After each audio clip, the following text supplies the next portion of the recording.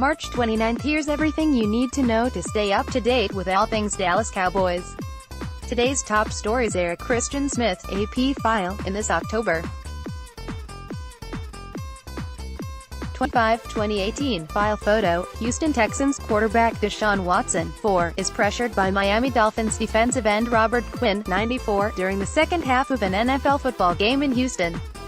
The Dallas Cowboys have agreed to acquire defensive end Robert Quinn from the Dolphins for a sixth-round draft pick on Thursday, March 28, 2019, in a trade that would bolster the Dallas pass rush while the club works on a long-term contract for DeMarcus Lawrence. AP photo, Eric Christian Smith, file, Q, thoughts and the new pass interference penalty rules.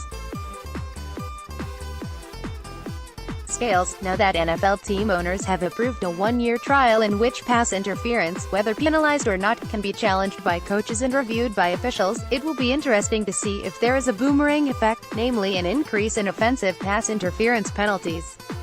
Sure, the new rule change was prompted by the non-call of an obvious defensive pass interference penalty at the end of this year's NFC Championship game.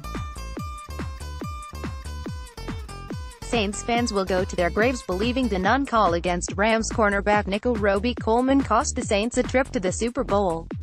Saints head coach Sean Payton was at the forefront of pushing to make pass interference reviewable. By making these types of plays reviewable, the thought by NFL owners and coaches is that wrongs can be righted, presuming the head coach still has one of his two challenges available, and presuming the replay official calls for a review if there are less than 2 minutes to play in the half. But the unintended consequence, the boomerang effect, could be an increase in penalties for both offensive pass interference as well as defensive pass interference.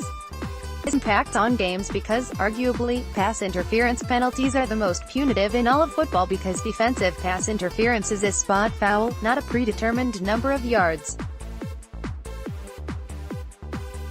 For offensive pass interference, it's 10 yards and a replay of the down. How many defensive pass interference penalties were assessed in the NFL in the 2018 regular season? A total of 230 per season for all 32 teams, which is an average of only 7.5 per team for the season. Ironically, the Saints were assessed the most defensive pass interference penalties in 2018, and the Texans, Titans, Bengals tied for the least, 4. The Cowboys were called for only 5 defensive pass interference penalties. Source: Football Database, does not include offsetting or declined penalties. As for offensive pass interference, it's called much less often. Only 85 offensive pass interference penalties were assessed during the 2018 regular season. Source: Football Database. The Ravens led the way with 8 offensive pass interference penalties. The Cowboys were penalized twice.